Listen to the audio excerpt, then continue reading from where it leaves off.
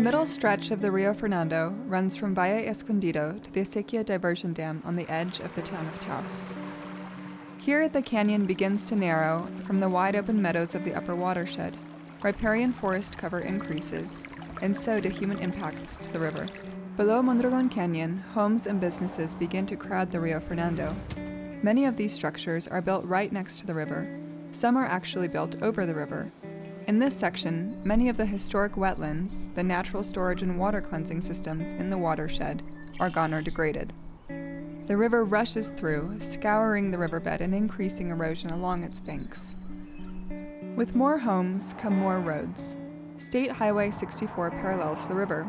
The highway sees a large amount of traffic each year. Hundreds of other, smaller roads crisscross the middle section of the river. Stormwater runoff from the roads picks up pollutants such as heavy metals, brake linings, and road salts, which then contaminate waters. Dirt and gravel roads contribute large amounts of sediment to the river, impacting fish habitat and overall water quality, while a lack of riparian vegetation reduces biodiversity.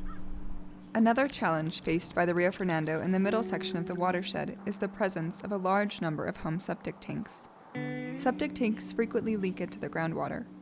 Science suggests that any area with more than one septic tank per 16 acres is likely to have water pollution above acceptable standards.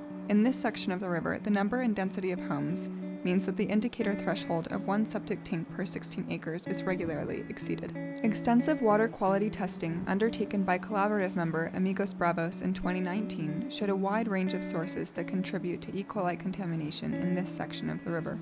My name's Shannon Romeling. I work with Amigos Bravos. The Rio Fernando has been sampled for many years and has been found to have E. coli at higher levels than recommended by our state and federal regulations.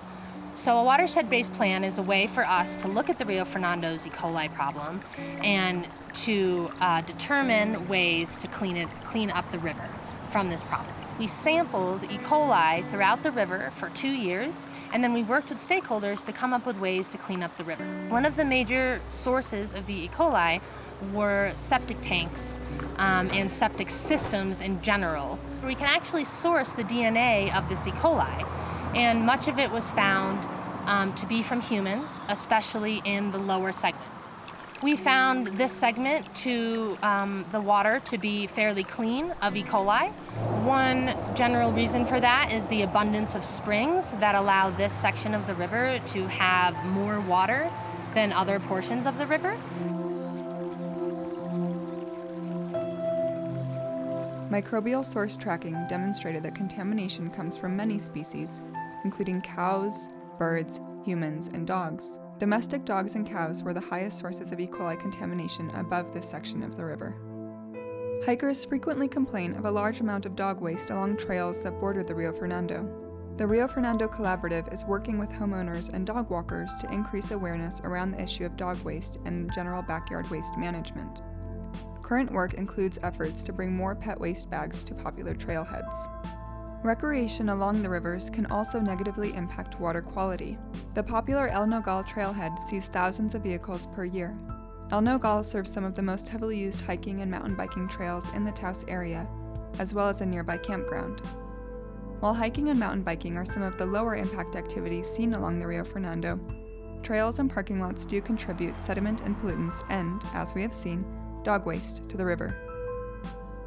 Just below the El Nogal trailhead, the Rio Fernando spreads out into a small wetland pond before meeting the irrigation diversion dam that waters much of our community's agricultural land. In the next segment, we will dive into how the Rio Fernando feeds our Acequia landscape, town and county properties, and our public parks.